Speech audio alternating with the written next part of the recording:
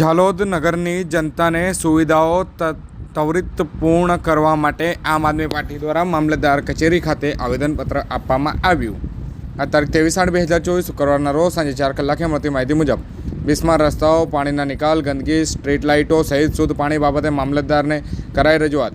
હાલ ઝાલોદ નગરમાં વહીવટદાર શાસન ચાલતું હોવાથી લોકોને અનેક હાલાકી પડી રહી છે। ખાસ કરીને જ્યાં જુઓ ત્યાં બિસ્માર સડકો પર મસ્ત મોટા ખાડાઓ, ચોમાસા દરમિયાન પાણીનો નિકાલ ન થતાં વેપારીઓની દુકાનમાં પાણી ભરાઈ જવાની હાલાકી તેમજ ઘણા વિસ્તારમાં સ્ટ્રીટ લાઇટોનો અભાવ નગરમાં જોવા મળી રહ્યો છે। આમ સરકાર દ્વારા જે પ્રી મોન્સૂન કામગીરી હેઠળ જે ગ્રાન્ટો ફાળવવામાં આવતી હોય છે તે બાબતે નગરના કોઈપણ ચોક્કસ કામગીરી જણાઈ આવતી નથી અને આમ હાલ લોકોને અનેક પારાવાર મુશ્કેલીઓ ભોગવી પડી રહી છે, જેમાં રોડ રસ્તા બિસ્માર તેમજ ખાડા, વરસાદી પાણીનો યોગ્ય નિકાલ ન હોવો, બંધ સ્ટ્રીટ લાઇટો સહિત અનેક હાલાકી વિશે અવારનવાર રજૂઆતો કરવા છતાં પણ તંત્ર આ ખાડા કાન કરીને વહીવટીતંત્ર શા માટે આ કામ કરતું નથી તેવા અનેક સવાલ પણ ઉઠવા પામે છે।